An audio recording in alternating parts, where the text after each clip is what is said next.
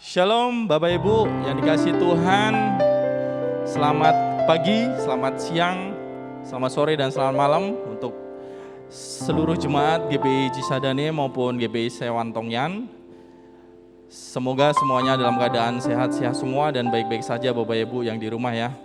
Kita mau tetap semangat di dalam Tuhan, kita mau tetap antusias di dalam Tuhan apapun kondisi kita saat ini.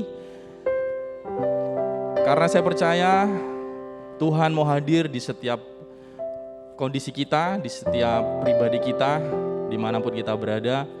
Dan kita mau siapkan hati kita mau berdoa di hadapan Tuhan untuk kita bisa ibadah sama-sama pada saat ini. Bapa, terima kasih. Kami sungguh bersyukur Tuhan, pada hari ini Tuhan kami boleh Tuhan Kau izinkan untuk kami boleh beribadah kembali Tuhan di rumah kami masing-masing Tuhan. Kami percaya Tuhan kuasa-Mu hadir Tuhan di setiap kami Tuhan. Dan setiap mujizat-Mu boleh ada di setiap kami Tuhan pada hari ini Tuhan. Kami mau siapkan ibadah kami hari ini. Dalam nama Yesus kami berdoa. Amin. Shalom Bapak Ibu, kita mau siapkan hati kita, amin Bapak Ibu. Saat ini kita mau tiba saatnya, kita mau berkumpul, kita mau memuji nama Tuhan lebih lagi. Apapun kondisi kita mau tetap semangat, amin. Haleluya, tiba saatnya, haleluya Yesus.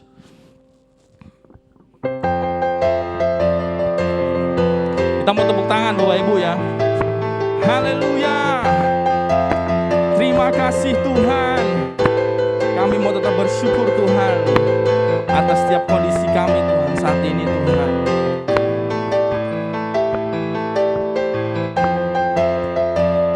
Kita mau katakan sama-sama, tiba saatnya. Tiba saatnya kami berkumpul bersatu dari segenap suku dan bangsa.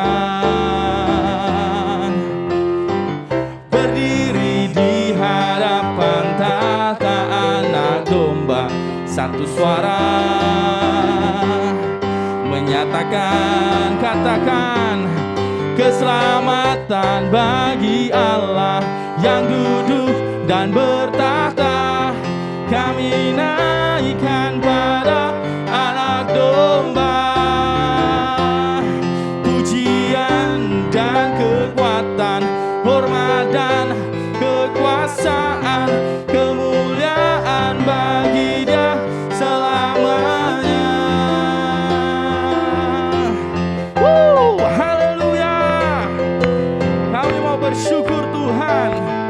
Kami mau datang Tuhan karena saat ini tiba saatnya kami mau berkumpul.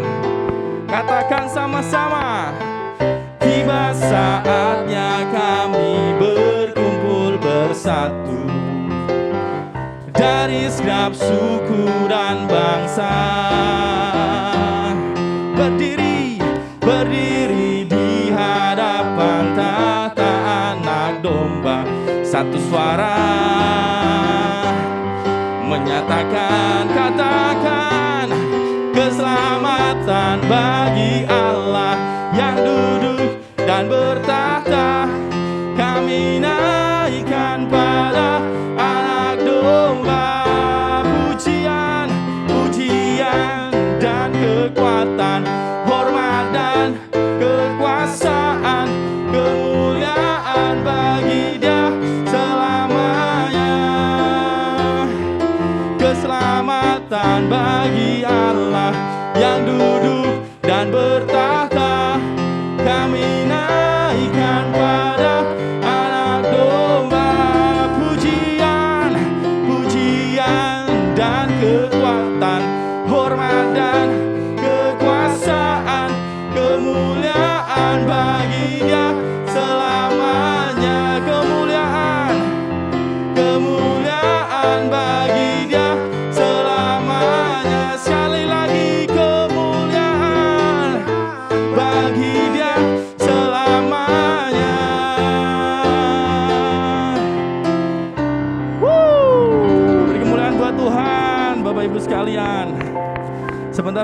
kita mendengarkan beberapa pengumuman pada hari ini. Silahkan. Oke, untuk headline news GBI Cisadane tanggal 8 Agustus 2021 yang pertama adalah ibadah online. Ibadah online dapat dilihat melalui YouTube di Cisadane Ministry yang tayang jam 10 pagi secara live. Kita mau tetap maju terus di dalam Tuhan. Amin Bapak Ibu. Yang kedua, bagi Bapak Ibu, saudara-saudari yang membutuhkan dukungan doa, dapat mengirimkan pesan ke direct message Instagram ke @cisadane.ministry Bapak Ibu ya. Selanjutnya untuk doa dan puasa, setiap hari Jumat kita akan berpuasa dan berdoa untuk jiwa-jiwa pelayan dan pemimpin di GBI Cisadane, dana pelunasan ruko, pengembangan gereja, pelayanan misi, keluarga-keluarga jemaat, dan perlindungan Tuhan dari COVID-19. Cukup pengumuman kita pada hari ini. Baik Bapak Ibu, sebelum kita masuk ke dalam firman Tuhan, mari saya mau ajak Bapak Ibu, saudara-saudari jemaat GBI Cisadane maupun jemaat GBI Sewantolngian untuk kita mau menyembah Tuhan sama-sama. Saya percaya saat ini kita dituntut untuk kita mau tetap setia sampai akhir hidup kita ya Bapak Ibu ya. Apapun kondisi kita saat ini, dan saat ini kita mau datang di hadirat Tuhan sampai akhir hidupku Tuhan. Kamu tetap setia karena Engkau Allah yang hebat, karena Engkau Allah yang dahsyat Tuhan. Haleluya Tuhan.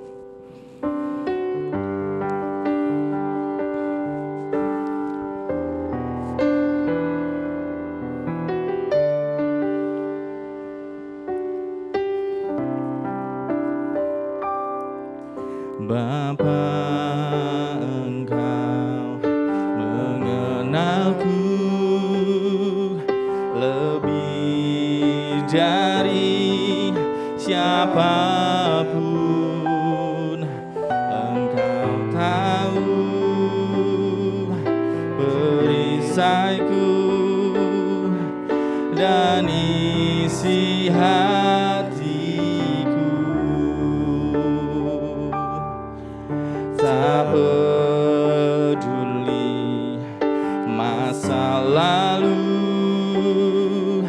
Engkau tetap memilihku. Ubahkanku, sempurnakan, jadi karya yang indah.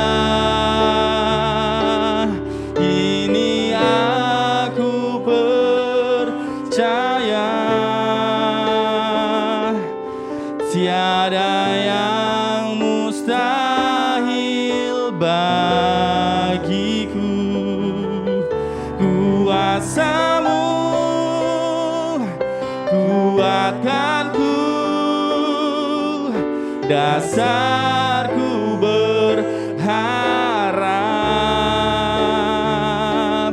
Kini aku berserah pada rancangan-Mu bagiku. Ku ikuti panggilan-Mu, ku kan setia sampai akhir hidupku.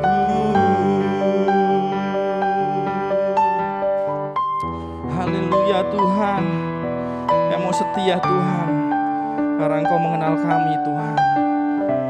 Haleluya Yesus. Bapa, Engkau mengenalku lebih dari siapapun. Engkau tahu ceritaku dan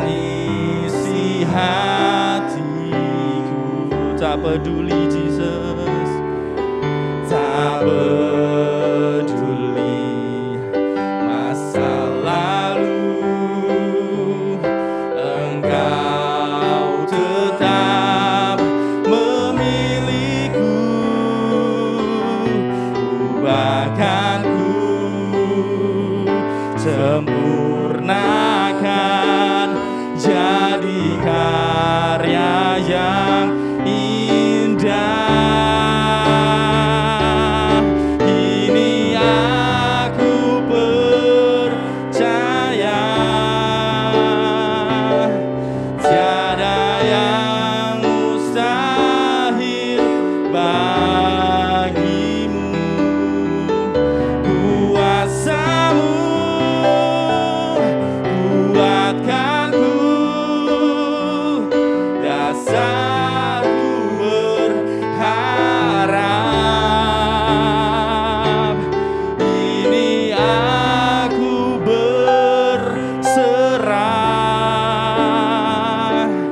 pada rancangan-Mu bagiku. Ku ikuti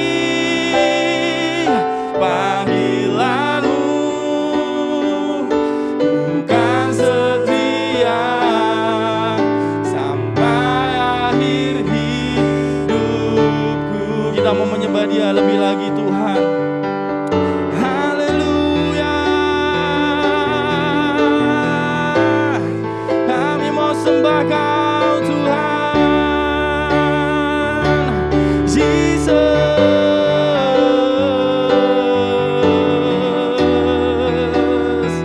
Kau layak disembah, Kau layak ditinggikan.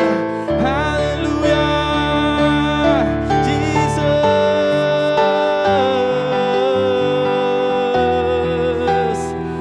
kami mau bersyukur, Tuhan. Kami mau bersyukur apapun kondisi kami, Tuhan. Kau selalu setia, Tuhan. Kau selalu menolong kami. Haleluya, haleluya. Jesus,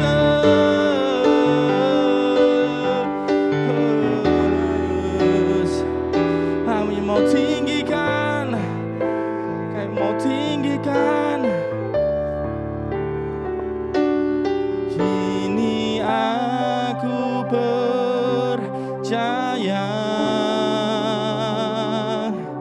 pada rancangan-Mu bagiku.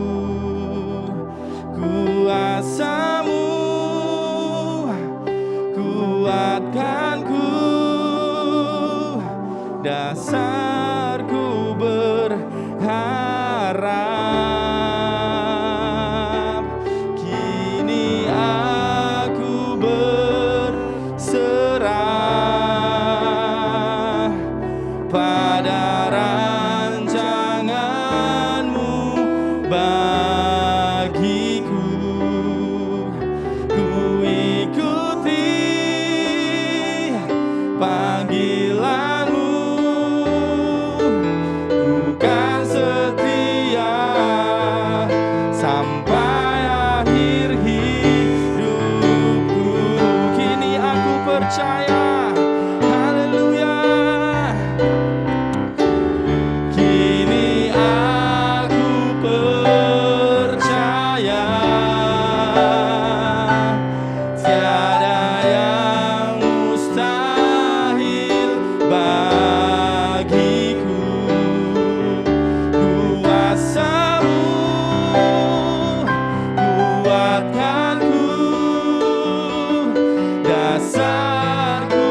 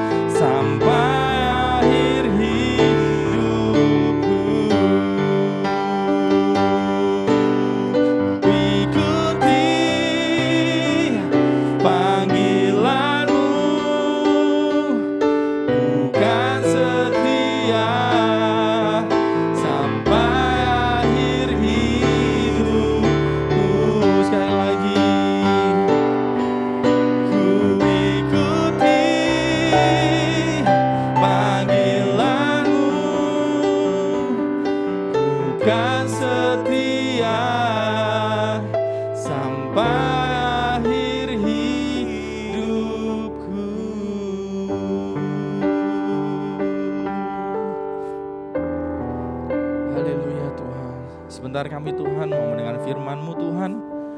Kami serahkan Tuhan setiap firman-Mu dalam setiap tangan-Mu Tuhan, dalam nama Yesus. Mari pada hambanya silahkan untuk boleh memberikan firman-Nya.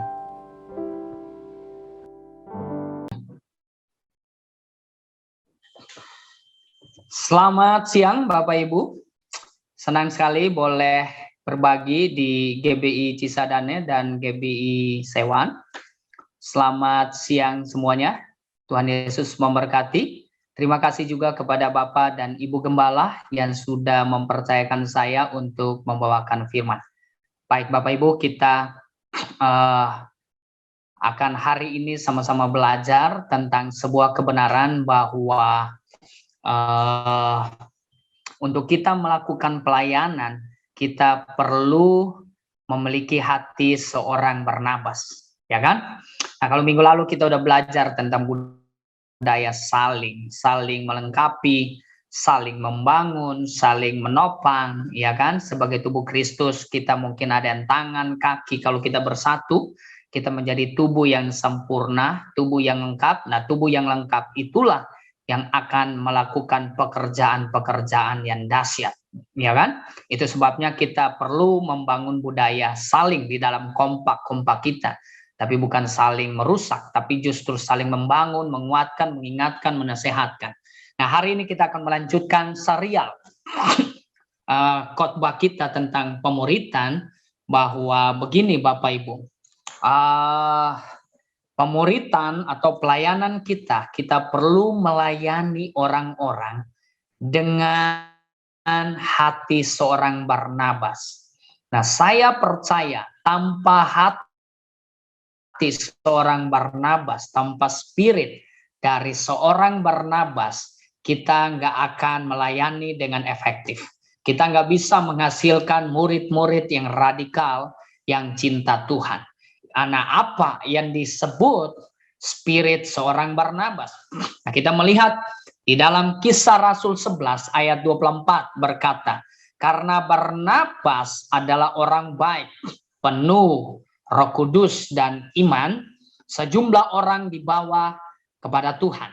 Nah, jadi ada banyak orang datang kepada Tuhan, mengenal Tuhan, bertobat kepada Tuhan, mengalami Kristus, mengalami kemurahan Tuhan, mengalami jamahan Tuhan karena seorang Barnabas. Nah, Bapak Ibu, saya percaya kita rindu lewat hidup saya dan saudara, ya, orang boleh mengalami kasih Tuhan, orang boleh berjumpa dengan kemurahan Tuhan. Saya percaya saudara merindukan yang sama, saya merindukan yang sama, semua orang pingin mengalami yang sama seperti yang terjadi dalam hidup Barnabas. Nah, apa yang membuat Barnabas bisa menjadi orang yang begitu luar biasa?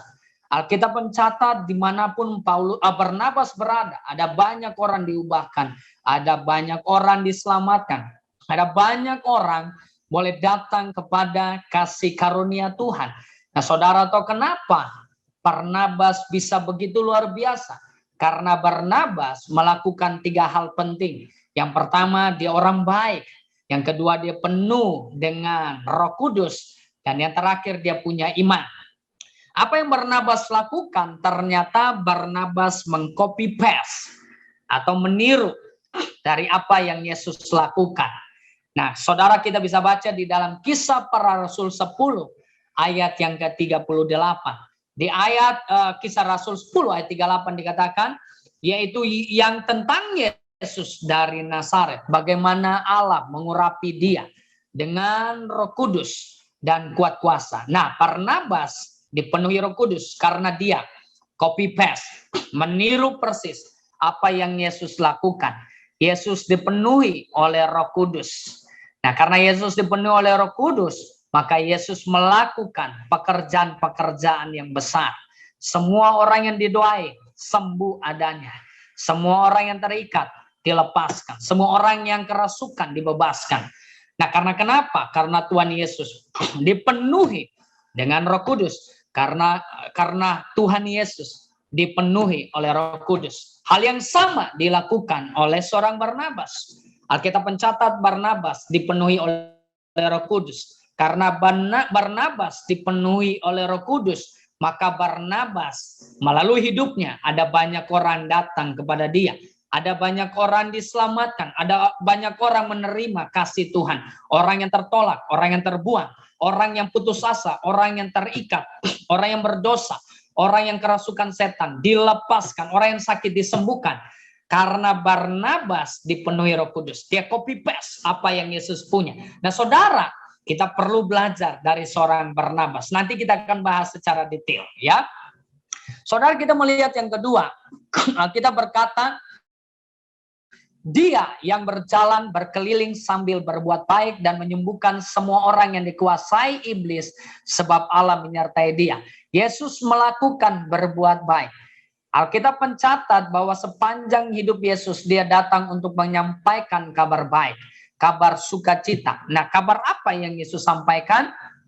Alkitab mencatat di dalam Lukas 4 ayat 18 sampai 19, Yesus datang dengan sebuah panggilan, bahwa dia berkata begini, bahwa Roh Allah ada padaku, oleh sebab itu ia telah mengurapi aku untuk menyampaikan kabar baik kepada orang-orang miskin, dan ia telah mengutus aku untuk memberitakan pembebasan kepada orang-orang tawanan dan penglihatan bagi orang-orang buta, untuk membebaskan orang-orang yang tertindas, untuk memberitakan tahun rahmat Tuhan telah datang. Nah, Alkitab mencatat ini adalah kabar baik yang Yesus beritakan. Dia membebaskan orang-orang tawanan, orang-orang yang terikat, orang-orang yang sakit, orang-orang yang matanya buta, karena selama ini mereka buta secara rohani.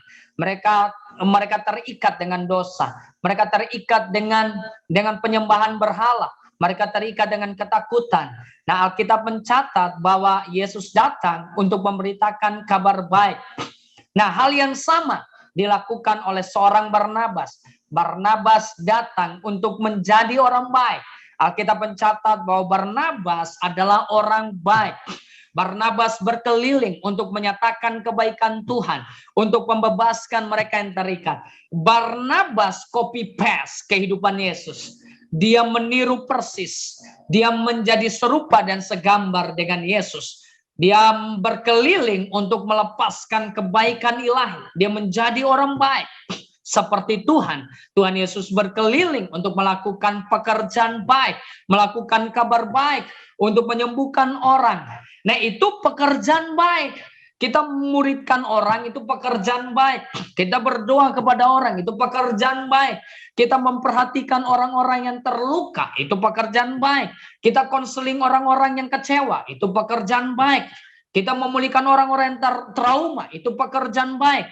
Kita mendoakan orang yang sakit, itu pekerjaan baik. Kita membagikan makanan, itu pekerjaan baik. Kita memberitakan firman Tuhan, itu kabar baik, itu perbuatan baik. Wow. Nah, Barnabas berkeliling menjadi orang baik, menyatakan kabar baik. Karena dia orang baik, makanya yang dia lakukan, yang keluar dari dia adalah kebaikan-kebaikan Allah. Wow. Ini yang Barnabas copy paste. Makanya Barnabas luar biasa. Tapi ada satu yang Tuhan Yesus nggak lakukan, yaitu kalau saudara baca, Tuhan Yesus nggak penuh dengan iman. Kenapa Tuhan Yesus nggak perlu iman untuk melakukan hal-hal yang luar biasa?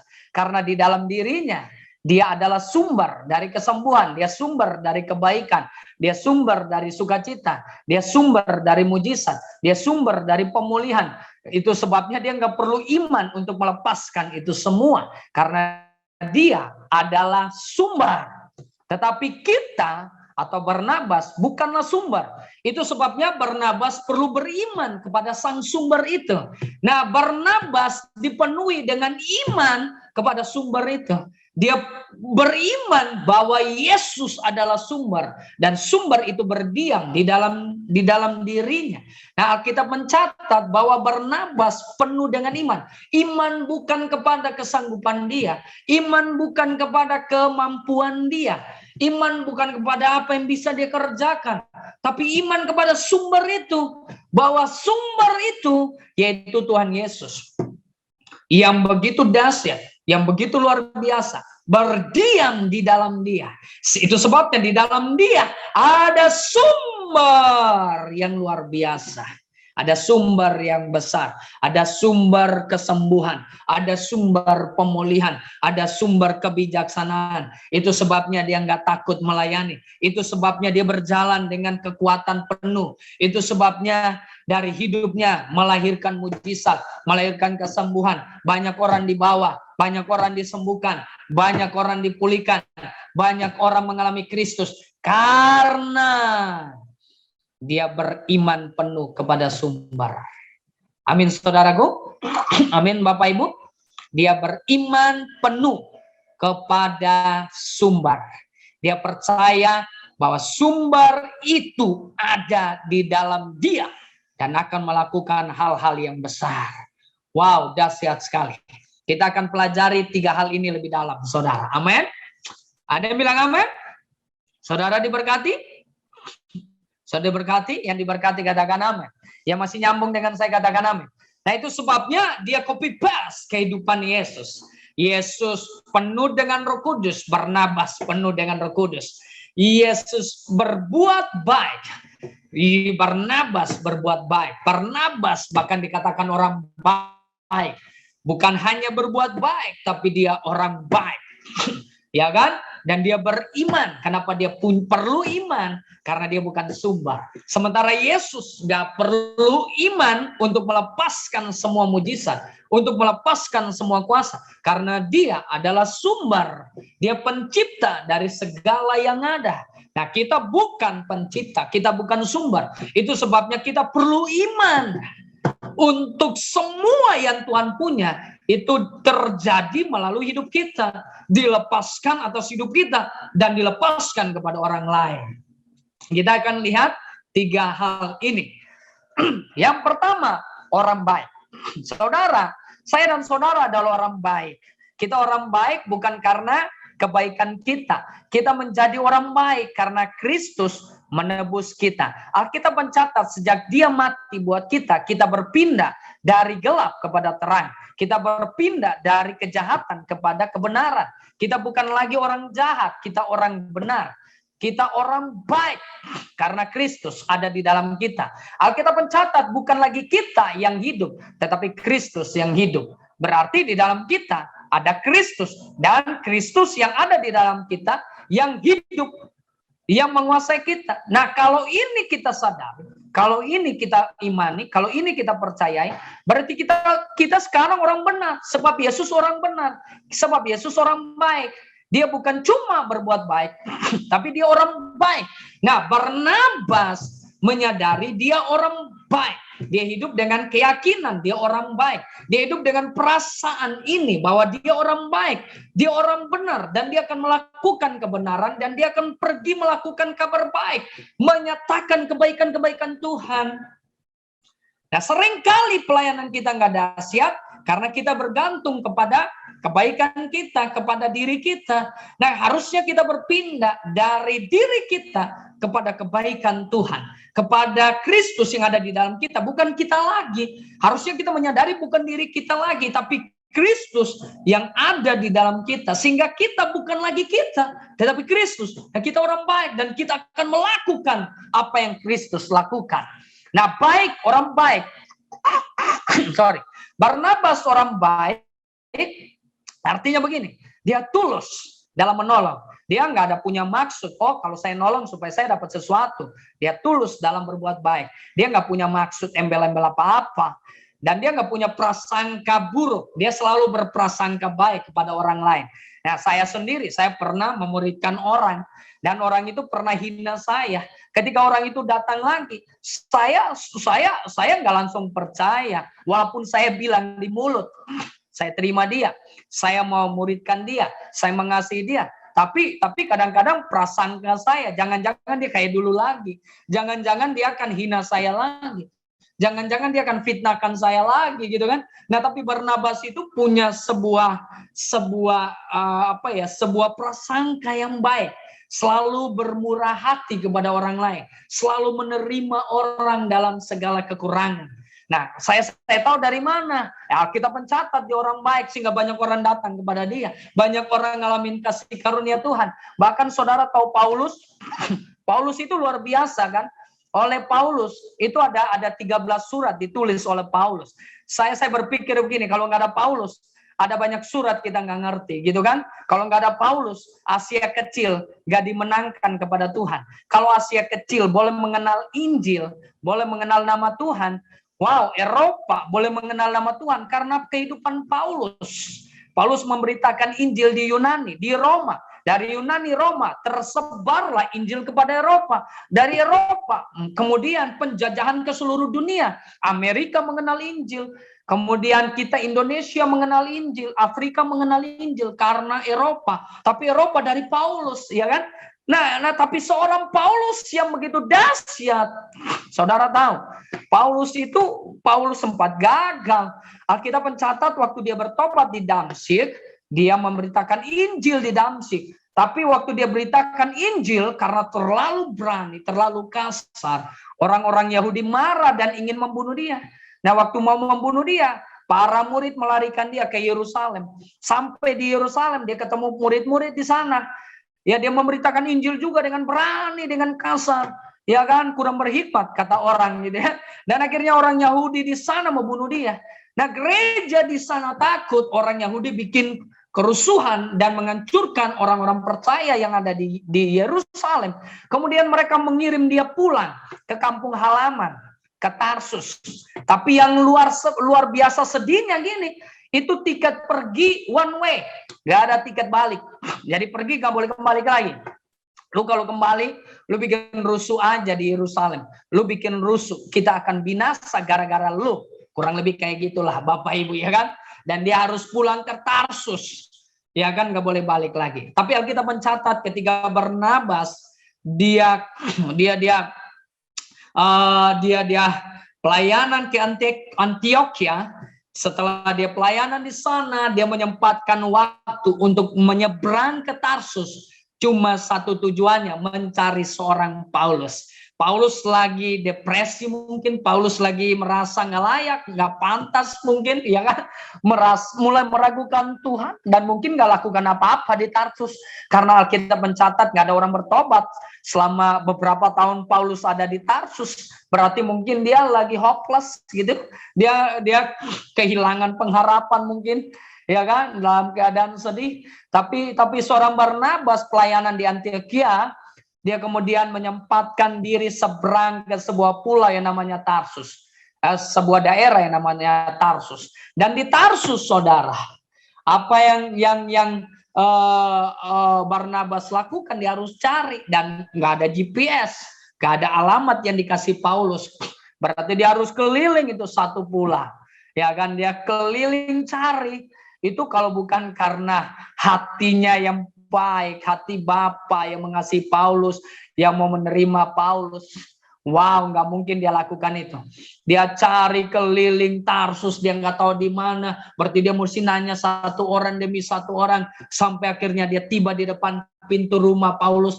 Dan waktu dia mengetok pintu rumah Paulus, Paulus kaget, ada seorang rasul besar gitu ya. Wow, kedatangan hamba Tuhan besar, tapi bukan cuma besar, tapi rendah hati, kebapaan, menerima, merangkul gitu kan. Oh, Barnabas pada saat itu udah rasul, Paulus belum gitu. Paulus nangis mungkin, dan Paulus dipeluk sama Barnabas, dirangkul, diajak pelayanan ke Antioquia, tinggal bersama beberapa tahun di sana. Dan dari tinggal bersama dengan Barnabas, dikasih kepercayaan berkhotbah, dikasih kepercayaan membina orang, dan Paulus bertumbuh begitu luar biasa. Paulus berkembang luar biasa. Saya bersyukur ada seorang Barnabas, saudara. Barnabas orang baik. Saudara, kalau pingin kompak-kompak, saudara, luar biasa, jadilah seperti Barnabas, orang baik, melakukan kebenaran, melakukan hal-hal baik, hal-hal yang tulus, nggak berprasangka buruk, ya, nggak kayak saya gitu ya.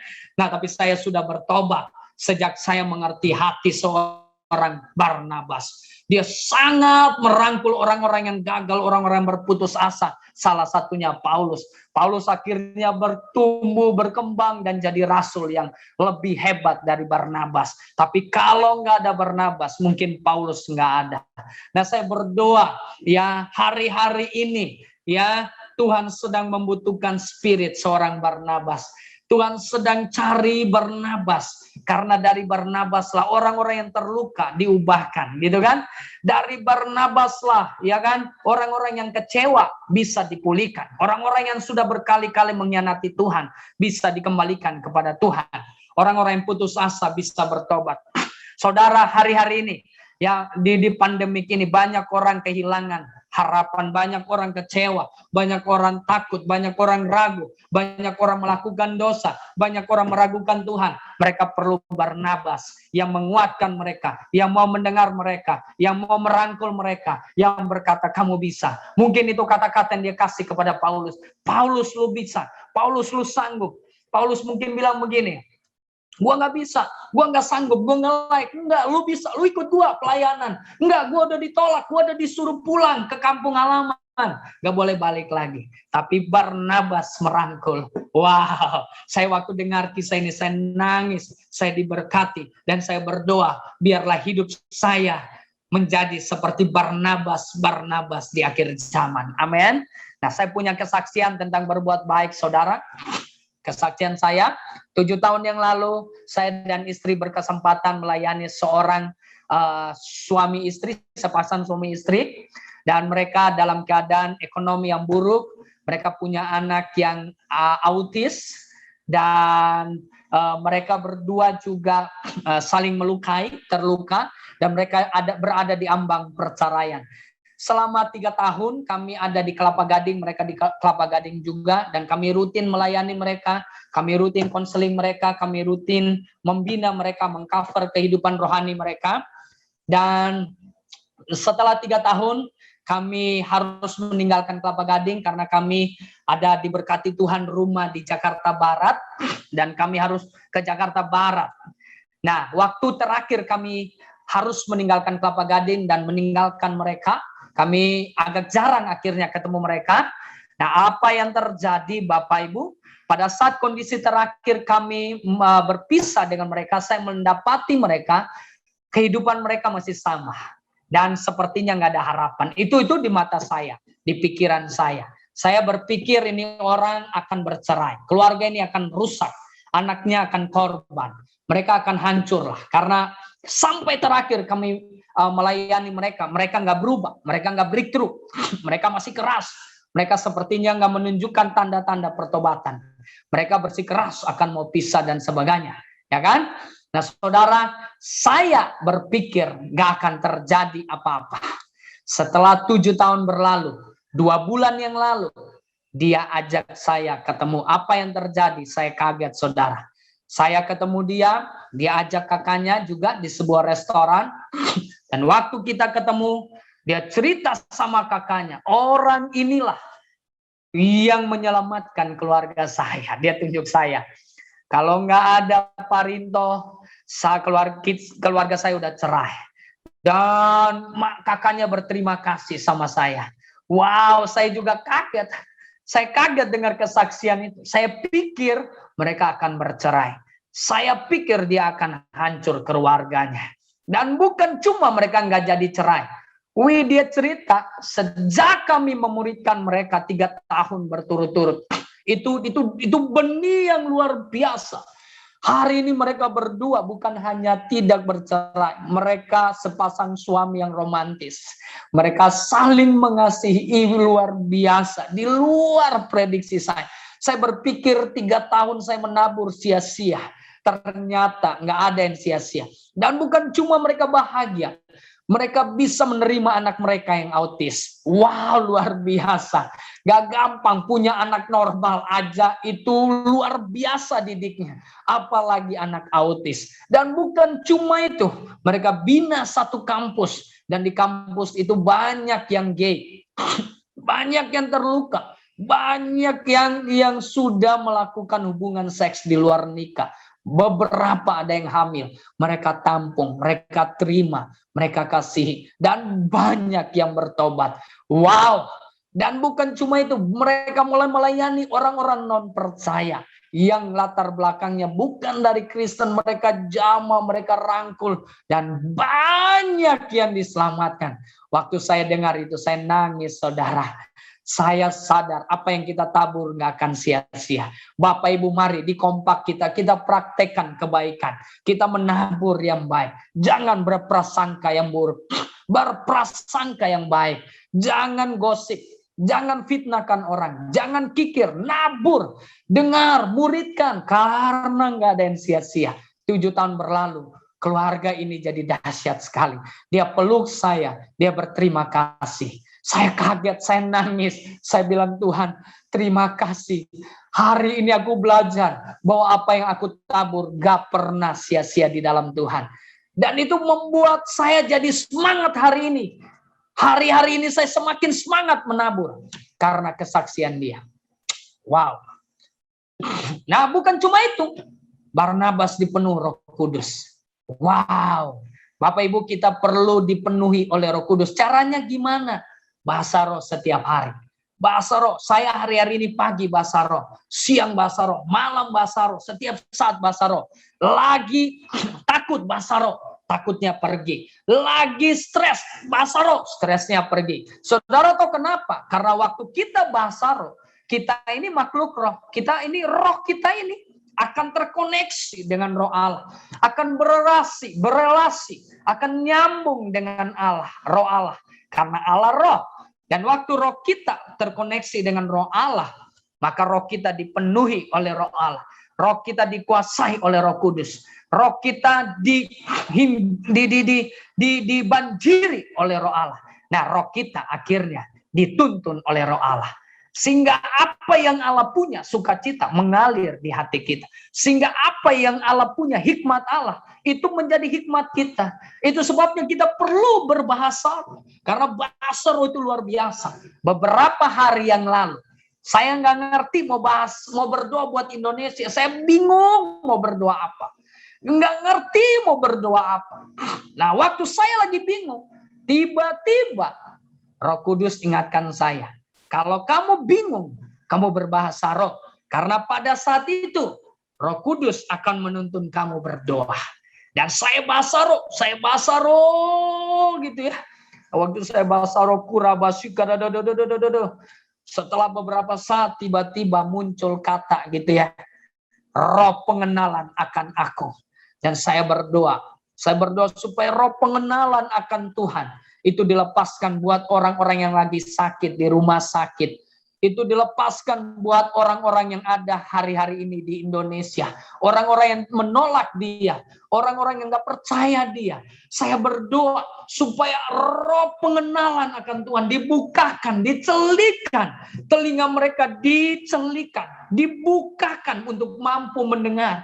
Untuk bisa melihat Tuhan yang benar. Untuk mengenal Allah yang benar. Supaya mereka nggak binasa. Dan ketika itu saya berdoa dengan penuh belas kasihan. Nah, waktu kita dipenuhi oleh Roh Kudus, kita berdoanya benar. Kita berdoanya tepat, saudaraku. Amin, saudaraku. Kita perlu dipenuhi oleh Roh Kudus. Di kompak-kompak kita perlu saling berbahasa roh. Kita perlu melepaskan karunia Roh Kudus. Ya, saya mau kesaksian beberapa tahun yang lalu, saya dimuridkan oleh Bapak rohani saya. Bapak rohani saya, saudara, itu suka pelayanan dari rumah ke rumah di Manado. Dia ajak saya, ya, dan kita ketok pintu rumah orang. Kalau orang setuju dan buka pintu, kami akan datang, kami akan masuk dan memberitakan Injil. Nah, salah satu rumah yang kami masuki, orang itu lumpuh dan dia butuh didoakan. Sebelum didoakan, Bapak rohani kami menyembah dan memberitakan firman, dan setelah selesai memberitakan firman, kami doa. Waktu doa bersama bahasa roh, tiba-tiba Bapak rohani saya dapat penglihatan, dan dia berkata bahwa orang ini punya opo-opo. Kalau orang Manado bilang opo-opo, jimat. Jimatnya ada di kamar, di atas lemari, sebelah sini, bla bla bla, dibaca semua. Hidup orang itu dari awal sampai akhir. Orang itu nangis, saudara. Orang itu bertobat, istrinya berlutut terima Yesus. Saya sih udah bertobat kan. Tapi saya jadi kagum sama Tuhan. Saya bilang, Tuhan, Engkau lebih dahsyat dari CCTV. Saya bilang, Tuhan, Engkau dahsyat banget, Tuhan. Engkau luar biasa, Tuhan. Itu menjadi pengalaman iman yang membuat saya makin kagum, makin cinta sama Tuhan. Oh, baru bertobat saya ngalamin kayak gitu. Wih, saya bilang dahsyat. Dan betul, saya menunggu nih, benar nggak di kamar? Persis nggak? Ih, benar loh. Nggak salah satu derajat pun gitu loh. Tepat sasaran. Saya nangis. Saya bersuka cita. Saya kagum sama Allah. Allah itu hidup. Allah itu benar. Allah itu dahsyat. Allah Maha Tahu, Roh Kudus luar biasa. Wih, saya dahsyat banget, saudara. Nah, itu jadi pengalaman saya. Dan orang itu akhirnya dibaptis, saudara. Saya lihat dengan mata saya sendiri. Dia dibaptis, masuk di dalam laut. Karena kebetulan di Manado boleh baptis di air laut. Dimasuk ke dalam air laut. Dia keluar jalan, saudara. Saking semangatnya, kursi rodanya diangkat, dibuang ke laut. Wow, luar biasa.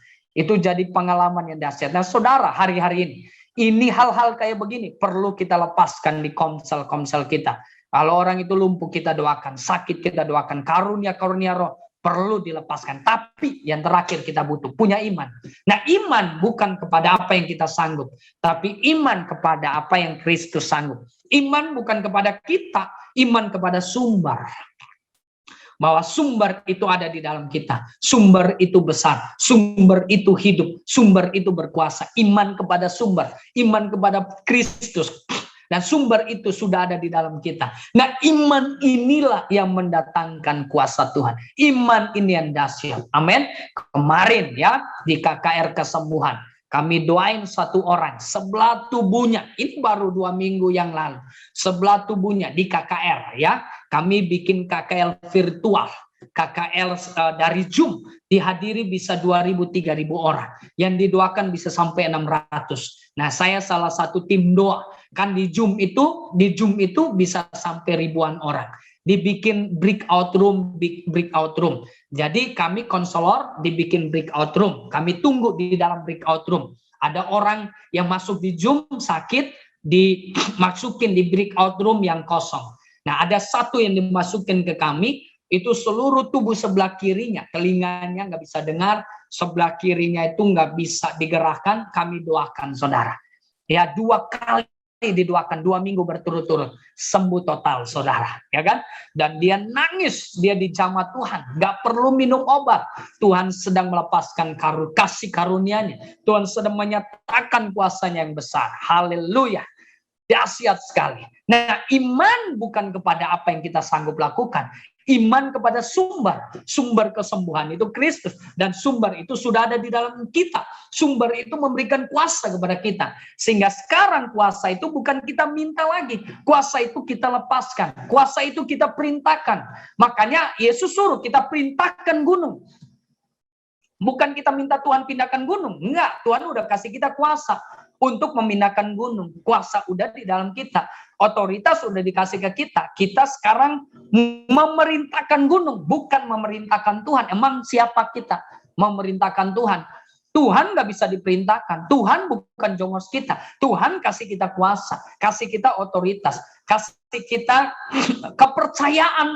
Dia udah kasih ke kita. Nah, yang kita perintahkan adalah gunung. Nah, gunung ini bicara apa? Gunung kepahitan, gunung sakit penyakit, gunung kanker, gunung stroke, gunung ekonomi. Nah, itu yang kita perintahkan. Dan itu yang terjadi. Nah, salah satu yang kami perintahkan kemarin, gunung sebelah tubuh kirinya itu nggak bisa dengar, nggak bisa digerakkan. Ya, udah hampir kayak stroke.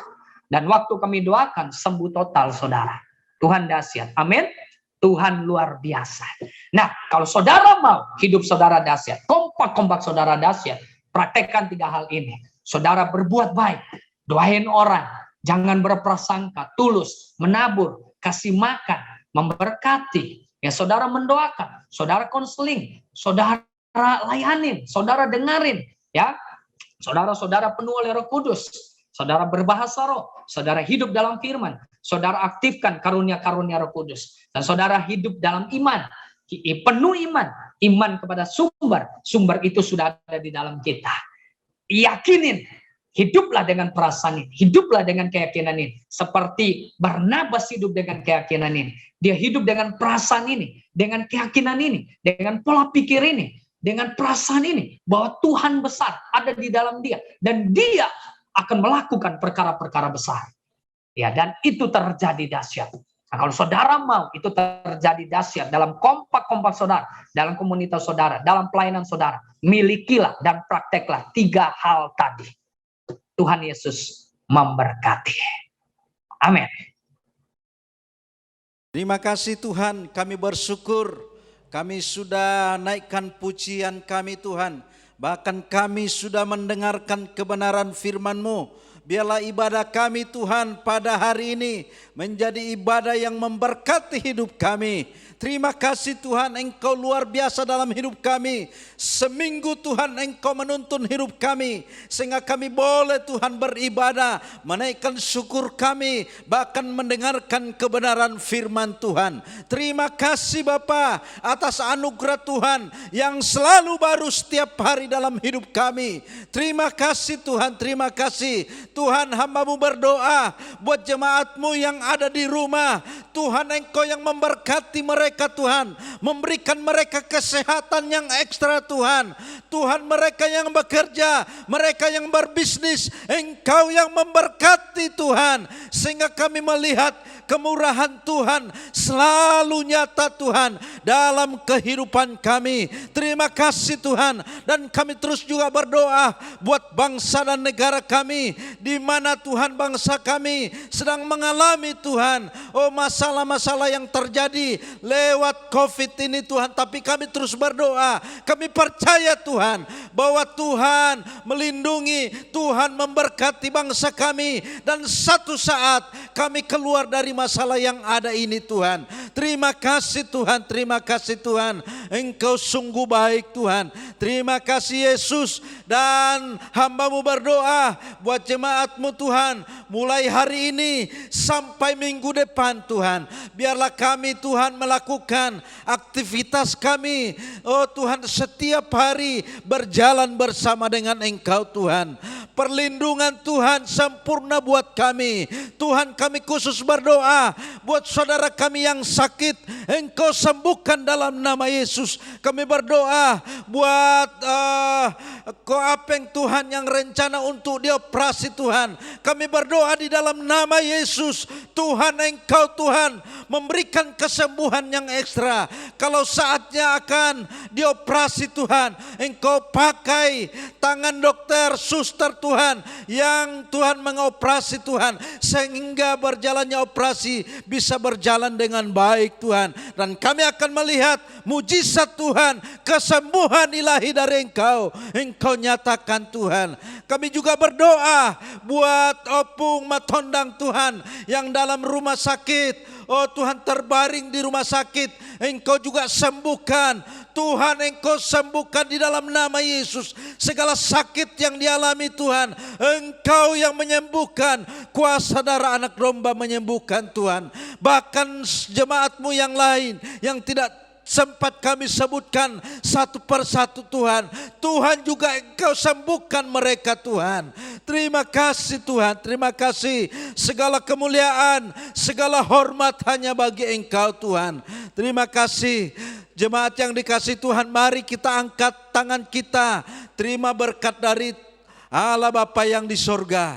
Jemaat yang dikasihi Tuhan, terimalah berkat dari Allah Bapa, cinta daripada Yesus Kristus menyertai engkau, serta persekutuan Roh Kudus menyertai engkau, memberkati engkau mulai saat ini sampai Tuhan Yesus datang yang kedua kali. Dalam nama Yesus kami akhiri ibadah kami pada hari ini. Mari kita yang diberkati sama-sama katakan amin. Shalom.